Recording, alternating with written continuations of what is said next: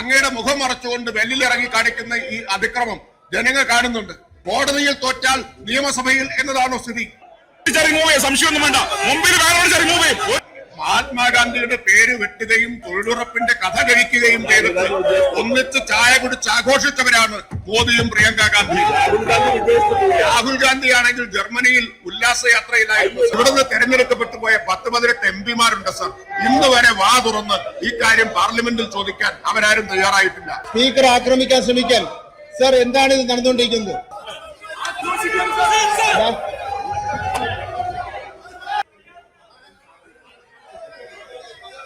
Sir, അതുകൊണ്ട് ഞങ്ങൾ സമരം കടുപ്പിക്കാൻ തീരുമാനിച്ചു. ഞങ്ങൾ ഈ സഭയിലും ഞങ്ങൾ ആ സമരം ഈ സഭയ്ക്കകത്തേക്കും തുടരാൻ തീരുമാനിച്ചിരിക്കുന്നു. ഞങ്ങൾ സഭാ നടപടികളുമായി സഹകരിക്കുന്നില്ല എന്ന് അങ്ങേ അറിയിക്കുന്നു സർ. ചോദ്യം number 91. Parliamentary minister. Please banner താത്തില്ല, ബാനർ പിടിച്ചു മാറ്റും. Parliamentary minister. സർ, ഈ പ്രതിപക്ഷം ജനാധിപത്യത്തോടുള്ള അവഹേളനമാണ്, ജനങ്ങളോടുള്ള വെല്ലുവിളിയാണ് സർ. വിഷയദാരിദ്ര്യം മൂലം ഇന്ന് ഒരു അടിയന്തര പ്രമേയത്തിന് നോട്ടീസ് കൊടുക്കാൻ പോലും അവർക്ക് കഴിയുന്നില്ല. എന്നൊരു അതിക്രമമാണ് സർ കാണിക്കുന്നത്. എല്ലാ ദിവസവും അങ്ങയുടെ മുഖം മറച്ചുകൊണ്ട് വെല്ലിലിറങ്ങി കാണിക്കുന്ന ഈ അതിക്രമം ജനങ്ങൾ കാണുന്നുണ്ട്. ഇപ്പോ ഹൈക്കോടതിയിൽ നിന്ന് 2 കരണക്കുറ്റിക്ക് മാറി കഴിഞ്ഞ കുറെ കാലമായിട്ട് ഇവർക്ക് പ്രഹരമേറ്റുകൊണ്ടിരിക്കുകയാണ്. ഏറ്റവും ഒടുവിലേറ്റ പ്രഹരം സ്പ്രിംഗ്ലർ കേസിലാണ്. സ്പ്രിംഗ്ലർ കഴിഞ്ഞ നിയമസഭാ തെരഞ്ഞെടുപ്പ് കാലത്ത് ഉയർത്തിപ്പിടിച്ച ആരോപണമായിരുന്നില്ലേ? എന്താ ഈ സ്പ്രിംഗ്ലറിന്റെ കഥ? എന്നിട്ടൊരു പ്രതിപക്ഷ നേതാവ് എല്ലാവരെയും ആക്ഷേപിച്ചുകൊണ്ടിരിക്കുകയാണ്. ഒരു ഹൈക്കോടതി ചീഫ് ജസ്റ്റിസ് വായിൽ തോന്നിയത് പറഞ്ഞു എന്ന് വിളിച്ചു പറഞ്ഞ പ്രതിപക്ഷ നേതാവാണ്. അപ്പോ കോടതിയിൽ തോറ്റാൽ നിയമസഭയിൽ എന്നതാണോ സ്ഥിതി? കോടതിയിൽ തോറ്റാൽ നിയമസഭയിലാണോ? അതാണ് സാർ കാണിച്ചുകൊണ്ടിരിക്കുന്നത്. പ്രതിപക്ഷത്തിന് അവരുന്നയിച്ച എല്ലാ ആരോപണങ്ങളും ഒളിഞ്ഞതിന്റെ ജാള്യമാണ്. അതാണ് ഇവിടെ തീർത്തുകൊണ്ടിരിക്കുന്നത്. കട്ടവനെയും കട്ട മുതൽ വാങ്ങിയവനെയും ഒന്നിച്ച് ഇസഡ് കാറ്റഗറിയിൽ കഴിയുന്ന സോണിയാഗാന്ധിയുടെ വീട്ടിലെത്തിച്ച കൂട്ടരാണ് സാർ ഇവർ. എന്നിട്ടാണ് സാർ ഈ സമരാഭാസം. സാർ, ജനാധിപത്യത്തെ വെല്ലുവിളിക്കുകയാണ് സാർ ഇവര്. സംശയമൊന്നും വേണ്ട. മുമ്പിൽ ഒരു സംശയം വേണ്ട.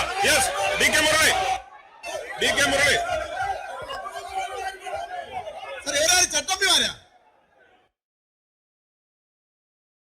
ചട്ടമ്പിമാരാ ഇവര്.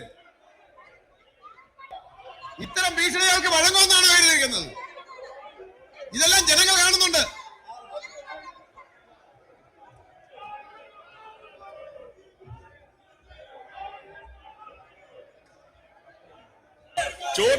ചോദ്യം.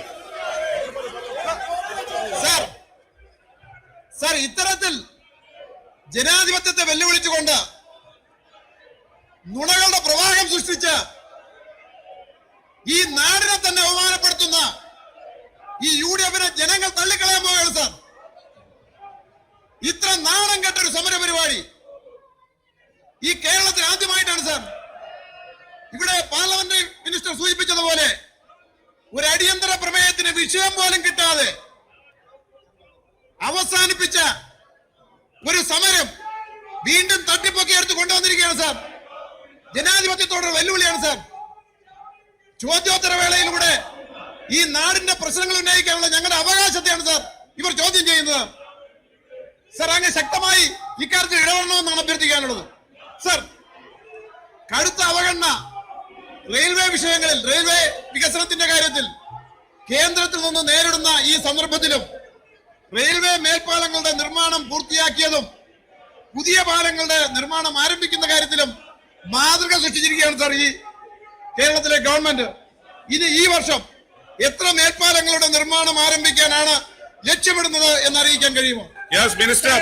കേരള നിയമസഭയിൽ പ്രതിപക്ഷം നടത്തുന്ന ഈ തരത്തിലുള്ള ജനാധിപത്യത്തിനെതിരെയുള്ള ഈ കടന്നുകയറ്റത്തിൽ അതിശക്തമായിട്ടുള്ള പ്രതിഷേധം അറിയിക്കുകയാണ് സാർ. സാർ, ഓരോ ലെവൽ ക്രോസും നിർമ്മിക്കുന്നതിന് ഈ സർക്കാർ കാണിക്കുന്ന ഒരു ഇച്ഛാശക്തി ഉണ്ട് സാർ. സാർ, UDF-ന്റെ കാലത്ത് അവർ എത്ര മേൽപ്പാലങ്ങൾ ROBകൾ പണിയുന്നതിന് വേണ്ടിയിട്ടുള്ള ഇനിഷ്യേറ്റീവ് എടുത്തിട്ടുണ്ട് സാർ? എത്ര തുക മുടക്കിയിട്ടുണ്ട് സാർ? എത്ര അടിപ്പാതകൾ നിർമ്മിക്കുന്നുണ്ട്? ബഹുമാനപ്പെട്ട പ്രതിപക്ഷ നേതാവിനെ ഒന്ന് ചാലഞ്ച് ചെയ്യുന്നു സാർ. അത് ഒന്ന് താരതമ്യം ചെയ്യാമോ? ഇവിടെ ലെവൽ ക്രോസുകളിൽ ഉണ്ടാകുന്ന അപകടങ്ങൾ, ആളുകൾക്ക് അവിടെ സമയം എത്ര യാത്രാ ഇതിലുണ്ടാകുന്ന ബുദ്ധിമുട്ടുകൾ ഇതെല്ലാം പരിഹരിക്കുന്നതിന് വേണ്ടി സാർ ഓരോ ജീവനും വിലപ്പെട്ടതല്ലേ സാർ? ഓരോ ജീവനും വിലപ്പെട്ടതാണ്. അപ്പൊ ആ നിലയിൽ ഈ സർക്കാർ എടുക്കുന്ന ആരോപികൾ നിർമ്മിക്കുന്നതിനും അടിപ്പാതകൾ നിർമ്മിക്കുന്നതിനും എടുക്കുന്ന ചരിത്രത്തിൽ ഏറ്റവും വലിയ ഇടപെടലാണ് സാർ ഇവിടെ ഉണ്ടായിട്ടുള്ളത്. ഇത് ഈ കാര്യങ്ങൾ സംസാരിക്കുന്നതിൽ നിന്നുള്ള ഒരു ഒളിച്ചോട്ടമാണ് വാസ്തവത്തിൽ ഇവിടെ പ്രതിപക്ഷം നടത്തുന്നത് സാർ. സാർ ബഹുമാനപ്പെട്ട അംഗം ചോദിച്ച ഇനി എത്ര മേൽപ്പാലങ്ങളുടെ നിർമ്മാണം ആരംഭിക്കാൻ ലക്ഷ്യമിടുന്നു എന്ന് ചോദിച്ചു അദ്ദേഹം. സാർ നിലവിൽ 26 റെയിൽവേ മേൽപ്പാലങ്ങളുടെ നിർമ്മാണം RBDCK, KRDCL എന്നിവ വഴി പുരോഗമിക്കുന്നുണ്ട്. Pavangad ROB, Puthukkad ROB, Puthiyakavu Chakkuvalli ROB തുടങ്ങിയവ ആരംഭിക്കാനാകുമെന്ന് പ്രതീക്ഷിക്കുന്നു. ശ്രീ പി മമ്മിക്കുട്ടി. സാർ, കേന്ദ്ര ഗവൺമെന്റ് സംസ്ഥാനത്തോട് കാണിക്കുന്ന അവഗണനക്കെതിരായി ഒരുമിച്ച് നിന്ന് അതിനെതിരായി പ്രതിഷേധിക്കേണ്ട കേരളത്തിലെ പ്രതിപക്ഷക്കാർ കേന്ദ്ര ഗവൺമെന്റിനെതിരായി കാമ എന്നൊരു ശബ്ദം മുഴക്കാൻ തയ്യാറില്ലാതെ ഈ സംസ്ഥാന ഗവൺമെന്റിനെതിരായി സമരാഭാസവുമായി മുന്നോട്ട് പോകാണ് സാർ. എന്റെ ചോദ്യം, റെയിൽവേ മേൽപ്പാലങ്ങളുടെ അടിഭാഗത്ത് വി പാർക്കുകളാക്കി മാറ്റുന്ന പദ്ധതി വലിയ സ്വീകാര്യതയാണ് ലഭിച്ചിട്ടുള്ളത്. അതുകൊണ്ട് തുടർന്ന് പുതുതായി എത്ര പ്രദേശത്ത് വി പാർക്കുകൾ ആരംഭിക്കാൻ ഉദ്ദേശിക്കുന്നു? ബഹുമാനപ്പെട്ട മിനിസ്റ്റർ. സർ, സംസ്ഥാനത്തെ ഏറ്റവും ശ്രദ്ധേയമായിട്ടുള്ള പദ്ധതികളിൽ ഒന്നാണ് ബഹുമാനപ്പെട്ട അംഗം ഇവിടെ ചൂണ്ടിക്കാണിച്ചിട്ടുള്ള സർ ഈ പാലങ്ങൾക്ക് അടിഭാഗത്തുള്ള വി പാർക്ക് പദ്ധതി സർ. സർ, അതിൽ വലിയ ജനസ്വീകാര്യതയും അതിൽ ലഭിച്ചിട്ടുണ്ട് എന്നുള്ളത് നമ്മുടെ മുന്നിലുള്ള ഒരു യാഥാർത്ഥ്യമാണ്. ആളുകൾ തന്നെ ഈ വി പാർക്ക് പദ്ധതിയെ കുറിച്ച് വലിയ രീതിയിൽ അവരുടെ അതിനുള്ള ഒരു അഭിനന്ദനവും ഒക്കെ തന്നെ രേഖപ്പെടുത്തുന്നുണ്ട് സർ. സർ, ഈ ഒരു വി പാർക്ക് പദ്ധതി 7 ഇടങ്ങളിൽ പുതുതായിട്ട് ആരംഭിക്കുന്നതിനുള്ള നടപടികൾ സ്വീകരിച്ചിട്ടുണ്ട്. അത് തുടരുകയാണ് സർ. ശ്രീ സേവ്യർ ചിറ്റിലപ്പള്ളി. സാർ, വിഷയദാരിദ്ര്യമാണിവർ സ്പീക്കറുടെ മുഖം മറച്ചുകൊണ്ട് ഇങ്ങനെ ജനാധിപത്യ വിരുദ്ധമായ ബഹളം വെച്ചുകൊണ്ടിരിക്കുന്നത്. സാർ, ലെവർ ക്രോസ് ഇല്ലാത്ത കേരളം പദ്ധതിയുടെ നേട്ടം ലഭിച്ച മണ്ഡലമാണ് വടക്കാഞ്ചേരി. 4 റെയിൽവേ മേൽപ്പാലങ്ങളാണ് മണ്ഡലത്തിൽ വിവിധ ഘട്ടങ്ങളിലുള്ളത്. കോട്ടൂർ വേലിക്കുട്ടി റെയിൽവേ മേൽപ്പാലം റെയിൽവേ ഫണ്ടിങ്ങിന് അനുമതിയായി. സ്ഥലമെടുപ്പ് പൂർത്തിയാക്കി ഇപ്പോൾ പ്രാരംഭ നിർമ്മാണ പ്രവർത്തനങ്ങളിലാണ്. മാരാത്തൂന്ന് റെയിൽവേ മേൽപ്പാലത്തിന്റെ ടോപ്പോഗ്രാഫിക് സർവേയും സോയിൽ ഇൻവെസ്റ്റിഗേഷനും പൂർത്തിയാക്കി ജനറൽ അറേഞ്ച്മെന്റ് ഡ്രോയിങ് റെയിൽവേയുടെ അംഗീകാരത്തിന് സമർപ്പിച്ചിട്ടുണ്ട്. അമല സമാന്തര റെയിൽവേ മേൽപ്പാലത്തിനായി RBDCക്ക് തയ്യാറാക്കിയ GADയുടെ നിലവിലെ പുരോഗതി വ്യക്തമാക്കാമോ? വടക്കാഞ്ചേരി ബൈപ്പാസിലെ നിർദ്ദിഷ്ട റെയിൽവേ മേൽപ്പാലത്തിന്റെ നിർമ്മാണ ചുമതല GAD തയ്യാറാക്കിയ കേരള റെയിൽ ഡെവലപ്മെന്റ് കോർപ്പറേഷൻ തന്നെ ഏൽപ്പിക്കുന്നത് സർക്കാരിന്റെ പരിഗണനയിലുണ്ടോ എന്നതാണ് ചോദ്യം. ബഹുമാനപ്പെട്ട മിനിസ്റ്റർ. ഈ ആരോപികളുടെ നിർമ്മാണത്തിൽ നമുക്കറിയാം, ഞാൻ ഇവിടെ നേരത്തെ പറഞ്ഞതുപോലെ ചരിത്രത്തിൽ ഏറ്റവും വലിയ ഇടപെടൽ നടത്തിയിട്ടുള്ള ഏറ്റവും കൂടുതൽ ഫണ്ട് കിഫ്ബിയിലൂടെ ഉൾപ്പെടെ ലഭ്യമാക്കിയിട്ടുള്ള സർക്കാരാണ് കേരള സർക്കാർ, ഇപ്പോഴത്തെ സർക്കാർ സർ. അതിൽ ഏറ്റവും നല്ല പരിഗണന ലഭിച്ച ഒരു മണ്ഡലമാണ് വടക്കഞ്ചേരി നിയോജക മണ്ഡലം. സാർ, ബഹുമാനപ്പെട്ട അംഗം ശ്രീ സേവ്യർ ചിറ്റിലപ്പള്ളി ഇവിടെ പറഞ്ഞതുപോലെ അദ്ദേഹം നടത്തിയ ഇടപെടലുകളുടെ ഭാഗം കൂടുതൽ റെയിൽവേ മേൽപ്പാലങ്ങളുടെ നിർമ്മാണം ആ മണ്ഡലം അമല ROBയുടെ നിർമ്മാണത്തിനായി ജനറൽ അലൈൻമെന്റ് ഡ്രോയിങ് തയ്യാറാക്കുകയും അത് അംഗീകാരത്തിനായി റെയിൽവേക്ക് കൈമാറുകയും ചെയ്തിട്ടുണ്ട്. ഈ ജനറൽ അലൈൻമെന്റ് ഡ്രോയിങ് അംഗീകാരം ലഭ്യമാക്കുന്നതിനുള്ള എല്ലാ ശ്രമങ്ങളും നടത്തി വരുന്നുണ്ട് സാർ.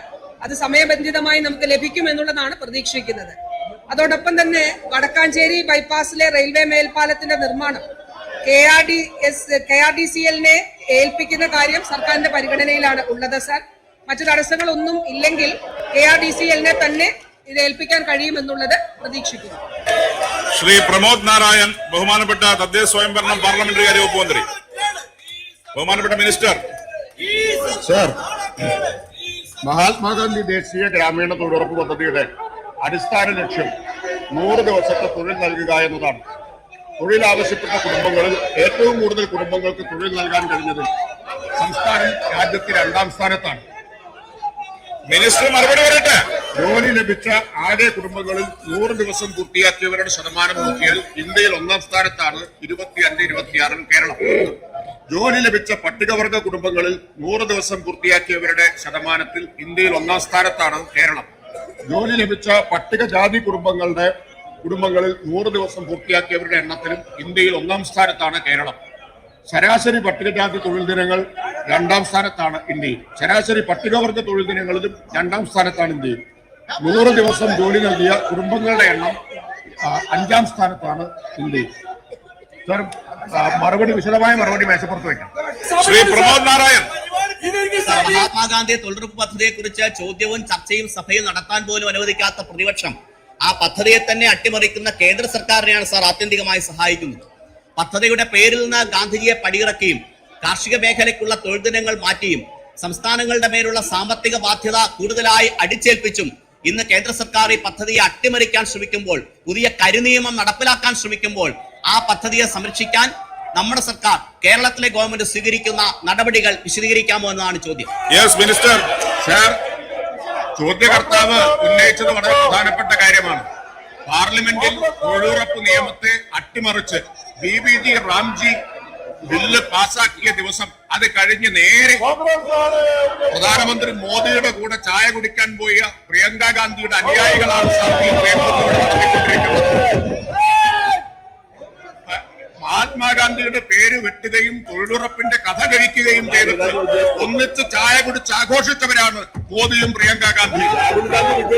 രാഹുൽ ഗാന്ധി ആണെങ്കിൽ ജർമ്മനിയിൽ ഉല്ലാസയാത്രയിലായിരുന്നു. സർ, ജർമ്മനിയിലെ ഏറ്റവും പുതിയ ബൈക്ക് ഓടിച്ച് കളിക്കുന്ന തിരക്കിലായിരുന്നു രാഹുൽ ഗാന്ധി. സാർ, അതുകൊണ്ട് ചോദ്യകർത്താവ് ഉന്നയിച്ചത് പ്രധാനപ്പെട്ട കാര്യമാണ്.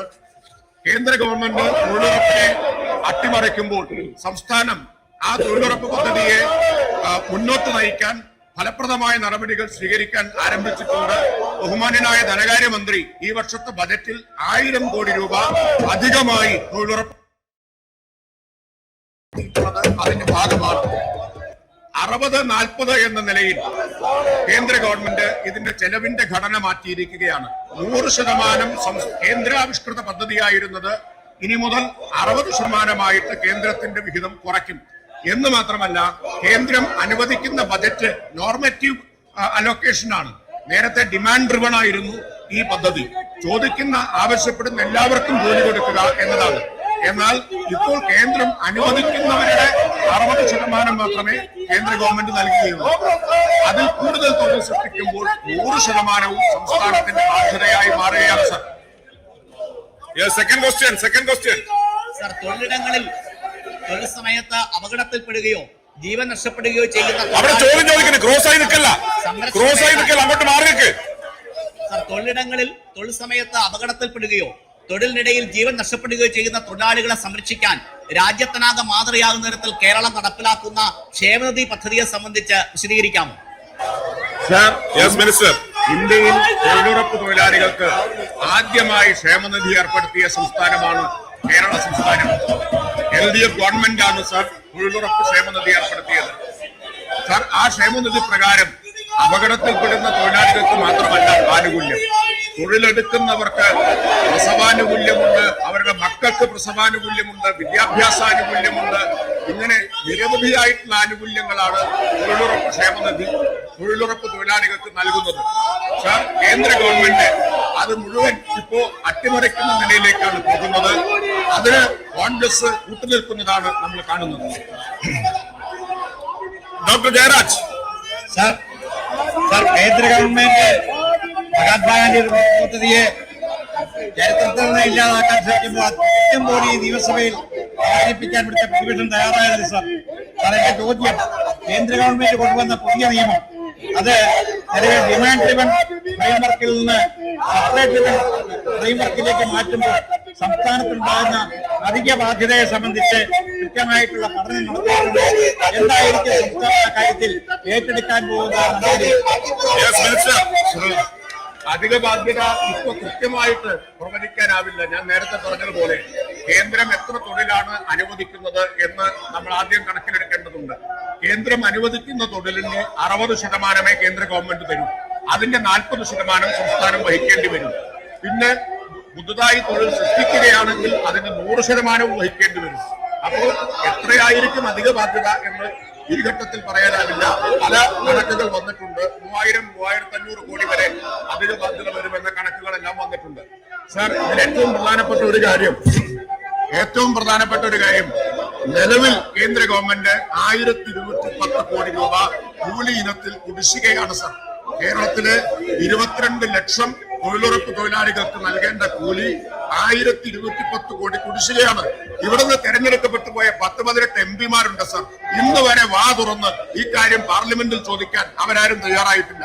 ജനങ്ങളുടെ തൊഴിലുറപ്പ് തൊഴിലാളികളുടെ വോട്ടും വാങ്ങി ജയിച്ചു പോയിട്ട് ഇവരൊന്നും വാ തുറന്ന് ചോദിച്ചിട്ടില്ല എന്ന് മാത്രമല്ല, ഇവരുടെ നേതാവ് പ്രിയങ്ക ചായയും കുടിച്ച് മോദിയോടൊപ്പം ആഘോഷിക്കുന്നത്, തൊഴിലുറപ്പിനെ തകർത്തത് ആഘോഷിക്കുന്നതും നമ്മൾ കണ്ടതാണ്. ഇതാണ് ഇവരുടെ മനോഭാവം, ഇവരുടെ സമീപനം ഇതാണ് sir. Shri job Michael. Sir, പാവപ്പെട്ട തൊഴിലുറപ്പ് തൊഴിലാളികളുടെ വിഷയം ഈ സഭയിൽ അവതരിപ്പിക്കുമ്പോൾ പോലും യാതൊരു കൂറുമില്ലാതെ ഇവിടെ സമരം നടത്തുന്ന പ്രതിപക്ഷ നടപടി വളരെ മോശമാണ് സാർ. എനിക്ക് ഇവിടെ ചോദിക്കാനുള്ള ഒരു ചോദ്യം, 60% സ്ത്രീ തൊഴിലാളികൾ തൊഴിലെടുക്കുന്ന തൊഴിലുറപ്പ് പദ്ധതിയെ കേന്ദ്ര സർക്കാർ പരിമിതപ്പെടുത്തുന്നതിന് ഇല്ലാതാക്കുന്നതിന് ശ്രമിക്കുമ്പോൾ ഈ സാഹചര്യത്തിൽ സ്ത്രീകളുടെ വരുമാനത്തിൽ ഉണ്ടാകുന്ന കുറവ് വിശകലന വിധേയമാക്കിയിട്ടുണ്ടോ? അതിനുള്ള പരിഹാരം സംസ്ഥാന സർക്കാർ നടപ്പാക്കുമോ എന്നുള്ളതാണ് സാർ എന്റെ ചോദ്യം. ശ്രീ 95 ശ്രീമതി ശൈല ടീച്ചർ ചുമതലപ്പെടുത്തിയ പ്രകാരം യു പ്രതിഭ, ബഹുമാനപ്പെട്ട പൊതുവിദ്യാഭ്യാസ തൊഴിൽ വകുപ്പ് മന്ത്രി.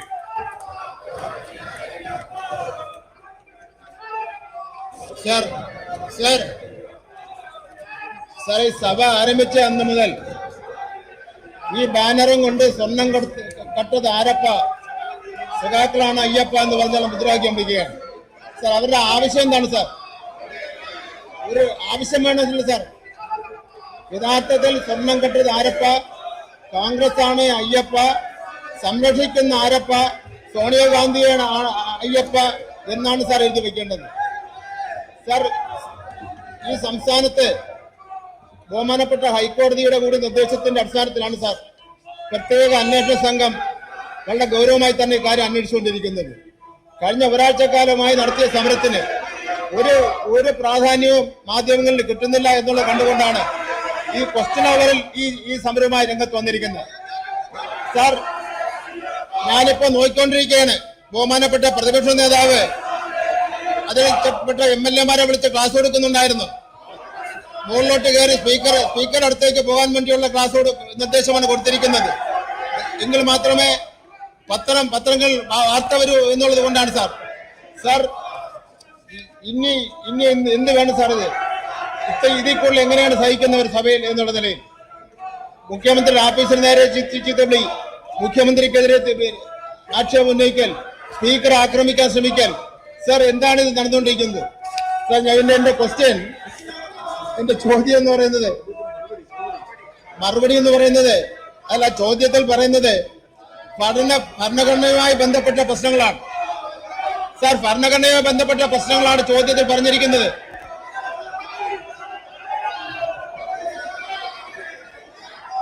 മിനിസ്റ്റർ പറയട്ടെ, മിനിസ്റ്റർ പറഞ്ഞോളൂ. മിനിസ്റ്റർ പറയുന്നുണ്ട്.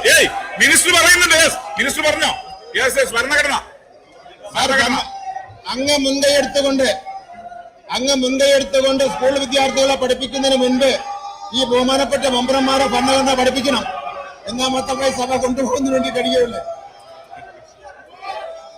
സാർ, 2023-24 അധ്യയന വർഷം മുതൽ കേരളത്തിലെ പാഠപുസ്തകങ്ങളിൽ ഭരണഘടനാ മൂല്യങ്ങൾക്ക് വലിയ പ്രാധാന്യമാണ് നൽകിയിരിക്കുന്നത്. ഇതിന്റെ പ്രധാന വശങ്ങൾ ഇനി പറയുന്നതാണ്. ടേബിളിലോ